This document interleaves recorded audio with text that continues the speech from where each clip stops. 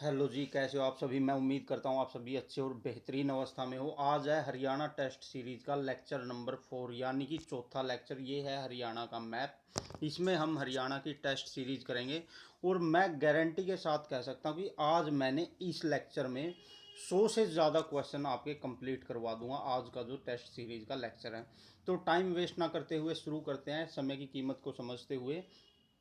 औरंगजेब के खिलाफ जो विद्रोह हुआ था, जाट विद्रोह, वो कब और किसके नेतृत्व में हुआ था? जाट विद्रोह औरंगजेब के खिलाफ 1669 में गोकुला और राजा राम के नेतृत्व में हुआ था। यानी गोकुला और राजा राम ने औरंगजेब की गंदी नीतियों के खिलाफ विद्रोह किया था, जिसे जाट विद्रोह कहा जाता है। यह 1669 में हुआ था।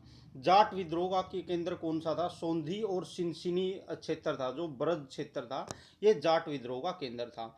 सिखों के जो 9वें गुरु थे, गुरु तेग बहादुर जी, इनका शीश सुरक्षित रख पहुंचाने के लिए इनकी जगह अपना शीश किसने दान किया था, कुर्बान किया था? तो चौधरी कुशाल सिंह दहिया ने किया था। एक्चुअल में क्या हुआ था? सिखों के जो 9वें गुरु थे, गुरु तेग बहादुर जी, इनकी शहीदी औरंगजेब के द्वारा करवाई गई थी, क्योंकि इन्होंने इस्लाम धर्म स्वीकार नहीं किया था। सॉरी। तो जो इनका शीश था, वो इनकी जगह फतेहगढ़ साहिब पंजाब में पहुंचाने के लिए हरियाणा सोनीपत के चौधरी कुशाल सिंह दहिया ने अपना शीश दान कर दिया था, ताकि जो गुरु तेग बहादुर जी थे, इनका शीश इनके घर पर पहुंच सके या फतेहगढ़ साहिब में पहुंच सके और इनका सह सम्मान दाह संस्कार किया जा सके। तो अपना शीश दान करने वाले सोनीपत के चौधरी कुशाल सिंह दहिया थे। आपने ध्यान रखना, बहुत इंपॉर्टेंट है। और इनके जो मतलब गुरु तेग बहादुर जी की जहाँ पे शहीदी हुई थी, वहाँ पे शीशगंज गुरुद्वारा बना हुआ है दिल्ली में। और चौधरी कुशाल सिंह दहिया की जो कुर्बानी थी, इनको समर्पित करते हुए सिखों ने गुरुद्वारा बनाया है। उसका नाम है बड़ खालसा गुरुद्वारा। कहाँ पर है? ये सोनीपत में है। सोनीपत और दिल्ली के बिल्कुल बॉर्डर पर है। आप जाओगे ऑन रोड NH1 पर है ये। ठीक है। सिखों के 9वें गुरु गुरु तेग बहादुर की शहीदी किसके समय में हुई थी? तो औरंगजेब के समय में इनकी शहीदी हुई थी। नीम साहब गुरुद्वारा गुरु तेग बहादुर को समर्पित है। ये कहाँ पर है? कैथल में है। इसी नीम साहब में जो नीम है, इसी के नीचे गुरु तेग बहादुर ने विश्राम किया था, जब जब वे पंजाब से दिल्ली शहीदी के लिए जा रहे थे। गुरु जी को समर्पित मंजी साहब गुरुद्वारा कहाँ पर स्थित है? तो ये कैथल में है। इस मंजी पर इन्होंने कैथल में क्या किया था? रात्रि विश्राम किया था। नादिर शाह और मोहम्मद शाह रंगीला के बीच में युद्ध हुआ था, और कहाँ पर हुआ था? ये करनाल में हुआ था। बहुत फेमस है। इसी करनाल के युद्ध में दिल्ली की गद्दी को जीत लिया था नादिर शाह द्वारा। नादिर शाह ईरान का आक्रमणकारी था। और जो ये करनाल का युद्ध था, इसी युद्ध को कब हुआ था? ये 1739 में हुआ था। और इसी युद्ध के बाद वो तख्ते ताउस जो कि शाहजहां ने बनवाया था, उसको ले गया था। और कोहिनूर हीरा भी नादिर शाह ले गया था। और नादिर शाह के समय दिल्ली का शासक मोहम्मद शाह रंगीला था, जिसको नादिर शाह ने हरा दिया था। नादिर शाह को ही ईरान का नेपोलियन कहा जाता है। मैं ये लिखित में जो भी क्वेश्चन है, ये इसलिए सिर्फ और सिर्फ हरियाणा से रिलेटेड है, इसीलिए लिखित में दे रहा हूँ। उनसे जुड़े हुए साथ साथ इंपॉर्टेंट फैक्ट आपको वैसे बता दे रहा हूँ, जो कि इंडियन हिस्ट्री के फैक्ट हैं। लेकिन अभी हम हरियाणा की जीके कर रहे हैं, तो ये जो क्वेश्चन है, ये सब सिर्फ और सिर्फ हरियाणा जीके से रिलेटेड मैं करवा रहा हूँ। मुगल सम्राट आलमगीर ने मराठों को कौन सा प्रदेश हरियाणा में दिया था? तो कुरुक्षेत्र प्रदेश हरियाणा में दिया था मराठों को मुगल सम्राट आलमगीर ने। पानीपत का तीसरा युद्ध किस किस के बीच में हुआ? ये बहुत इंपॉर्टेंट है। अहमद शाह अब्दाली और मराठों के बीच में हुआ था 1761 में। पानीपत के तीसरे युद्ध में मराठों का नेतृत्व किसके द्वारा किया गया था? तो सदाशिव राव भाऊ द्वारा किया गया था। पानीपत के तीसरे युद्ध में मराठों का नेतृत्व। काला अम्ब कहाँ पर स्थित है? ये पानीपत में है। और इम्पोर्टेंट क्यों है? क्योंकि इसको अभी हरियाणा की सरकार ने विरासत स्थल घोषित कर दिया है। सदाशिव राव भाऊ ने कहाँ पर महादेव मंदिर का पुनर्निर्माण करवाया था? तो कुरुक्षेत्र में उन्होंने महादेव मंदिर का पुनर्निर्माण करवाया था। किसने? सदाशिव राव भाऊ ने। ये भी पूछ सकते हैं, कुरुक्षेत्र में महादेव मंदिर का पुनर्निर्माण किसने करवाया? तो सदाशिवराव भाऊ ने करवाया था। अहमद शाह अब्दाली ने हरियाणा का गवर्नर किसको बनाया था? जब अहमद शाह अब्दाली यहाँ से जीत के जा रहा था, तो हरियाणा का गवर्नर उसने जैन खां को बनाया था। 1789-90 में हरियाणा पर किसने आक्रमण किया? ये महादजी सिंधिया ने किया था। ये क्वेश्चन बहुत बार पूछा जा चुका है HSSC और HPSC द्वारा। सिखों ने मराठों के खिलाफ कहाँ पर विद्रोह किया था? तो करनाल में किया था। जॉर्ज थॉमस कहाँ का निवासी था? आयरलैंड का निवासी था। और इस जॉर्ज थॉमस ने हरियाणा पर काफ़ी बार मतलब काफ़ी समय तक इसने यहाँ पर राज किया था और इसने यहाँ की राजनीति में काफ़ी गहरी छाप छोड़ी थी, तो इम्पोर्टेंट है। समरू बेगम थी, ये सह कर लेना। समरू बेगम ने जॉर्ज थॉमस को कौन सी जागीर दी थी? टप्पल की जागीर दी थी। ये समरू बेगम ने क्या किया था? जॉर्ज थॉमस को साथ लेके इसने आलमगीर द्वितीय की जान बचाई थी। आलमगीर ने खुश होकर टप्पल की जागीर समरू बेगम के थ्रू जॉर्ज थॉमस को दी थी। महादजी सिंधिया ने जॉर्ज थॉमस को कौन से क्षेत्र दिए थे? तो इन्होंने झज्जर और पटौदी के क्षेत्र दिए थे। 1789 के युद्ध में समरू बेगम ने शाह आलम द्वितीय के प्राणों की रक्षा कहाँ पर की थी? तो रेवाड़ी में की थी। बहुत इंपॉर्टेंट है, ये भी पूछ लेंगे। रेवाड़ी के युद्ध में किसने किसके प्राणों की रक्षा की थी? तो समरू बेगम ने शाह आलम द्वितीय, जो दिल्ली का सम्राट था, इसके प्राणों की रक्षा की थी। जॉर्ज थॉमस ने अपनी राजधानी कहाँ पर बनाई थी? हांसी में बनाई थी। बहुत ज़्यादा इंपॉर्टेंट है। और जो जहाज की कोठी या थॉमस की कोठी कहाँ पर स्थित है? तो हांसी में ही है, क्योंकि हांसी इसकी राजधानी थी, तो वहीं पर बनाई थी। जहाज की कोठी बहुत ज़्यादा फेमस है ये कहाँ पर थी? तो हांसी में थी। और किसने बनाई थी? जॉर्ज थॉमस ने। थॉमस की मृत्यु कब और कहां पर हुई थी? 1802 में हुई थी, बहरामपुर उत्तर प्रदेश में। किस संधि के तहत हरियाणा अंग्रेजों के अधीन हो गया था? तो सूजी अर्जन गांव की संधि थी, 1803 में हुई थी। बहुत ज़्यादा इंपॉर्टेंट है, डायरेक्ट पूछ लेंगे। कौन सी संधि के तहत हरियाणा को अंग्रेजों को सौंप दिया गया था? तो सूजी अर्जन गांव की संधि। आइए ये पूछ लेंगे, सूजी अर्जन गांव की संधि के तहत हरियाणा को किसको सौंपा गया? अंग्रेजों को। और ये कब हुआ? अंग्रेजों के अंडर हरियाणा आया था 1803 में। सॉरी, कभी कभी जल्दी जल्दी में ऐसा हो जाता है। सूजी अर्जन गांव की संधि किस किस के बीच हुई थी? दौलत राव सिंधिया और अंग्रेजों के बीच में हुई थी। और दौलत राव सिंधिया ने अंग्रेजों को सौंप दिया था हरियाणा क्षेत्र को। अंग्रेजों का कब्जा पूर्ण रूप से हरियाणा पर कब हुआ? 1809 ईस्वी में। देखिए, हरियाणा का बहुत सा क्षेत्र सूजी अर्जन गांव की संधि से 1803 ईस्वी में अंग्रेजों के कब्जे में आ गया था। लेकिन पूर्णतः हरियाणा अगर कोई क्वेश्चन आ जाए कब अंग्रेजों के अधीन आया, तो 1809 ईस्वी में आया था। 1857 तक हरियाणा किस कमिश्नरी के अधीन था? तो आगरा कमिश्नरी के अधीन था। 1857 की क्रांति की शुरुआत कहाँ से हुई? तो मेरठ से हुई थी, 10 मई 1857 को। और क्रांति शुरू करने की डेट रखी गई थी 31 मई, लेकिन 10 मई को ही क्रांति शुरू हो गई थी अब मेरठ से। हरियाणा में सबसे पहले क्रांति कहाँ पर शुरू हुई थी? तो अम्बाला हरियाणा में हुई थी, याद रखना। हरियाणा में क्रांति की शुरुआत अम्बाला में हुई थी। 1857 की क्रांति की सूचना अंग्रेजों को किसने दी थी? तो श्याम सिंह ने दी थी। श्याम सिंह ने गद्दारी करके अम्बाला में जो भी क्रांति शुरू हुई थी, पूरी की पूरी गुप्त जानकारी अंग्रेजों को दे दी थी। अम्बाला कैंट कब बना था? तो अम्बाला कैंट 1843 में बना था। पहले इसको करनाल बना रहे थे, पर करनाल में प्लेग फैल गया था, उसके कारण बाद में इसको अम्बाला बनाया गया। 1857 की क्रांति का प्रतीक चिन्ह क्या था? तो इसका प्रतीक चिन्ह कमल और चपाती थी, यानी रोटी थी।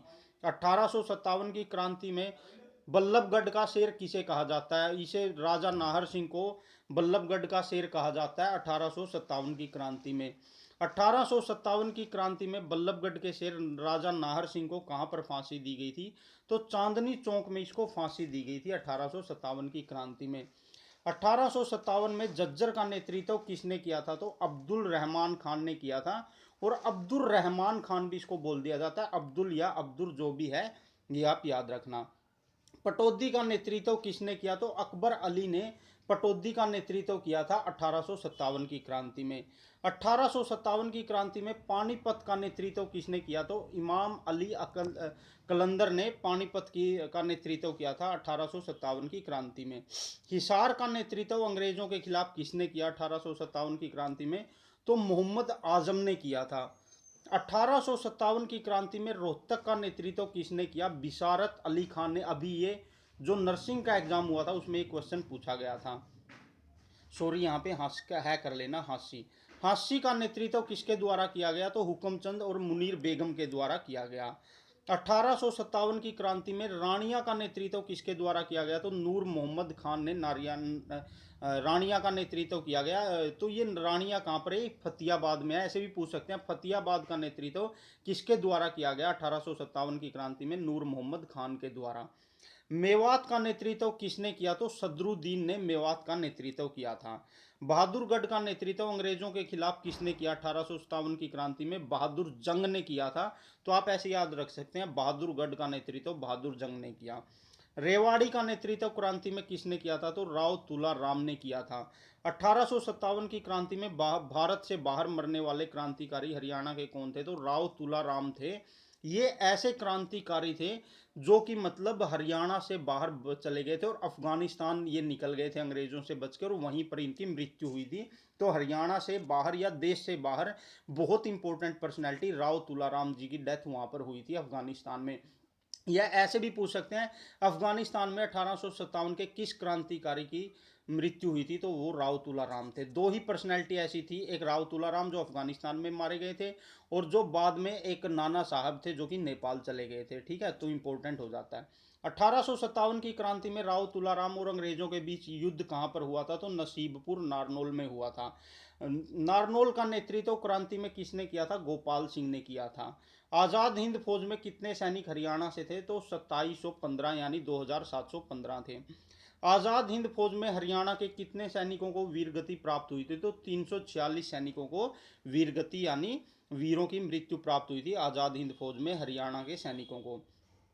हरियाणा में असहयोग आंदोलन के प्रमुख नेता कौन थे? तो लाला लाजपत राय हरियाणा में असहयोग आंदोलन को लीड कर रहे थे।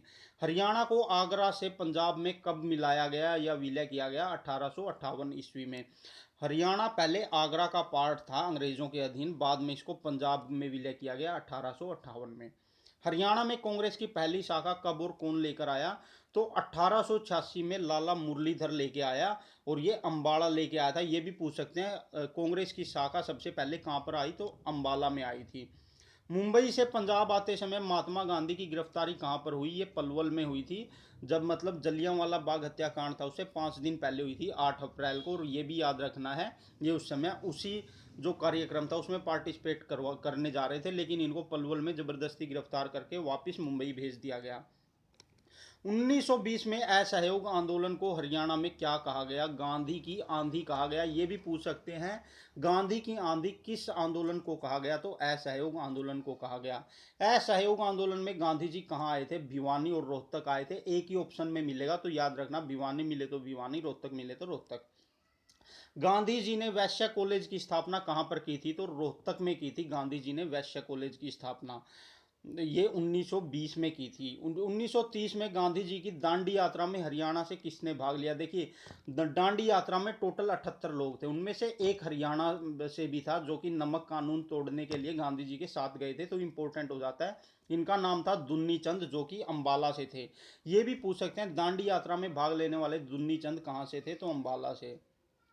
चौधरी छोटू राम का जन्म कब और कहाँ हुआ था? 24 नवंबर 1881 में गड्डी सांपला में हुआ था, रोहतक में। ये बहुत ज़्यादा इंपॉर्टेंट पर्सनैलिटी है, क्योंकि ये जो हरियाणा का निर्माण किया गया था और जो किसानों को लेकर आवाज़ उठाई गई थी, तो सबसे ज़्यादा सुधार चौधरी छोटू राम ने किए थे। खुद प्रधानमंत्री नरेंद्र मोदी ने भी अपनी रैली में ये कहा था कि आज तक दो सबसे बड़े किसान नेता हुए, एक चौधरी छोटू राम और एक चौधरी चरण सिंह। और अभी किसान आंदोलन चल रहा था, तो ये और भी इंपॉर्टेंट हो जाता है। चौधरी छोटूराम के बचपन का नाम क्या था? रिचपाल था। किसानों का मसीहा किसे कहा जाता है? तो चौधरी छोटूराम को कहा जाता है।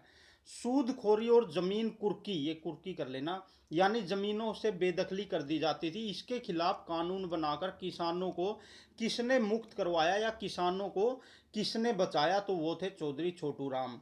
चौधरी छोटू राम ने अपनी पढ़ाई किस कॉलेज से की? तो सेंट स्टीफन कॉलेज दिल्ली से की थी। ये क्वेश्चन बहुत बार पूछा हुआ है।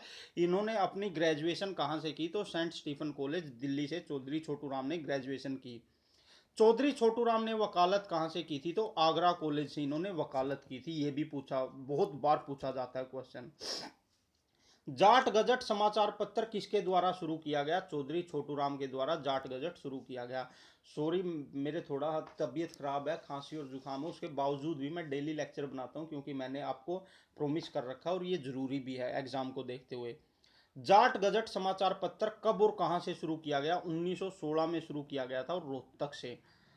1923 में चौधरी छोटूराम द्वारा कौन सी पार्टी बनाई गई? तो यूनियनिस्ट पार्टी बनाई गई। ये भी पूछ लेंगे, यूनियनिस्ट पार्टी कब बनाई गई? तो 1923 में। जमींदार लीग की स्थापना कब और किसके द्वारा की गई? 1924 में चौधरी छोटूराम द्वारा जमींदार लीग की स्थापना की गई। चौधरी छोटूराम को सर की उपाधि कब दी गई? तो 1937 में इनको सर की उपाधि दी गई। चौधरी छोटूराम को दीन बंधु किसके द्वारा बोला गया? महात्मा गांधी द्वारा चौधरी छोटूराम को दीन बंधु की उपाधि दी गई थी। बहुत इंपॉर्टेंट है, याद रखना। भाखड़ा नंगल डैम, जो जिससे कि पानी की जो समस्या थी हरियाणा में, वो सोल्व होगी। इसी के बाद हरियाणा बहुत ही उन्नत स्टेट बन गया, क्योंकि पानी की समस्या हरियाणा में थी, इसके बाद वो पूरी तरह से सोल्व हो गई थी। भाखड़ा नंगल डैम का जन्मदाता किसे माना जाता है? तो चौधरी छोटूराम को भाखड़ा नंगल डैम का जन्मदाता माना जाता है। 1937 के चुनाव में हरियाणा में किसने सरकार बनाई थी? तो यूनियनिस्ट पार्टी ने 1937 के जो चुनाव हुए थे उनमें गवर्नमेंट बनाई थी, चौधरी छोटूराम के नेतृत्व में। दीन बंधु छोटूराम विश्वविद्यालय कहाँ स्थित है? तो मुरथल सोनीपत में है। ये बहुत इंपॉर्टेंट है। हरियाणा के किस शहर का नाम बदलकर हरियाणा सरकार द्वारा श्री छोटूराम नगर कर दिया गया? तो गढ़ी सांपला रोहतक का। 1938 में किसानों की अनाज बिक्री के लिए मार्केटिंग बोर्ड का गठन किसके द्वारा किया गया? चौधरी छोटूराम द्वारा किया गया था, ताकि अनाज की प्रॉपर बिक्री हो सके। सुषमा स्वराज का जन्म कहाँ पर हुआ था? तो अंबाला में इनका जन्म हुआ था। ये नेशनल लीडर थी। किस शहर के बस स्टैंड का नाम बदलकर सुषमा स्वराज बस स्टैंड कर दिया गया? तो अंबाला के बस स्टैंड का नाम बदलकर सुषमा स्वराज के नाम पर रखा गया। 2014 से 2019 तक सुषमा स्वराज केंद्र में किस पद पर रही? तो विदेश मंत्री के पद पर रही थी। शास्त्रीय गायक श्री जसराज का जन्म कहाँ पर हुआ? तो हिसार में हुआ था, और फिलहाल में इनकी मृत्यु हो गई है। तो ये और भी ज़्यादा इंपॉर्टेंट है। और ये जो गांव है, ये हिसार का गांव अभी पीली मंदोरी फतियाबाद में है, लेकिन एचएसएससी इसका आंसर जो हिसार ही मानती है। गायक श्री जसराज का संबंध किस घराने से था? ये मेवात घराने से जुड़े हुए थे गायक श्री जसराज। और 1987 में इनको साहित्य अकादमी पुरस्कार मिला था। बहुत इंपॉर्टेंट है। शास्त्रीय गायक श्री जसराज को पद्म भूषण और पद्म विभूषण कब मिला? तो 1990 में इनको पद्म भूषण मिला, और 2000 में इनको पद्म विभूषण मिला। ये बहुत ही सम्मानीय पुरस्कार हैं। हीन ग्रह यानी कि जो छोटे या बौने ग्रह होते हैं, जो कि मंगल और बृहस्पति के बीच पाए जाते हैं, इन पे अंतरराष्ट्रीय खगोल संघ ने एक नाम रखा है। वो किस हरियाणवी पर्सनैलिटी के नाम पर रखा था? तो पंडित जसराज या श्री जसराज के नाम पर रखा था। श्री जसराज की मृत्यु कहाँ पर हुई थी? 17 अगस्त 2020 को। तो अमेरिका के न्यू जर्सी में हुई थी। इंपॉर्टेंट है, याद रखना। दूबे की चिट्ठियां के नाम से हास्य व्यंग्य कौन लिखता था? तो विश्वंभर नाथ लिखते थे। हरियाणा का हरिकेन किसे कहा जाता है? तो कपिल देव को कहा जाता है। कपिल देव की कप्तानी में हरियाणा ने क्रिकेट वर्ल्ड कप कब जीता? 1983 में जीता, 1983 में। कपिल देव का जन्म कब हुआ था? तो इनका 1959 में जन्म हुआ था। पंजाब और हरियाणा उच्च न्यायालय के प्रथम न्यायाधीश कौन थे? तो सर सादी लाल थे। सर सादी लाल का जन्म कहाँ पर हुआ था? रेवाड़ी में हुआ था। और 1919 में पहली बार पंजाब और हरियाणा हाई कोर्ट के पहले चीफ जस्टिस बने थे। बहुत ही प्राउड की बात है कि पंजाब और हरियाणा हाई कोर्ट के पहले चीफ जस्टिस एक हरियाणवी थे, और वो रेवाड़ी से थे। उनका नाम सर सादी लाल था। बहुत ज़्यादा इंपॉर्टेंट है। ये थी पूरी की पूरी हरियाणा की टेस्ट सीरीज का चौथा लेक्चर, फोर्थ लेक्चर। आगे हर रोज़ इसी तरह मैं हरियाणा की टेस्ट सीरीज के लेक्चर डालता रहूँगा, और साथ में करंट अफेयर चल रहा आपका। हिस्ट्री आपकी कंप्लीट करवा दी गई है। मैं उम्मीद करता हूँ आप सभी को ये पसंद आया होगा। आप सभी का बहुत बहुत धन्यवाद। जय हिंद, जय भारत।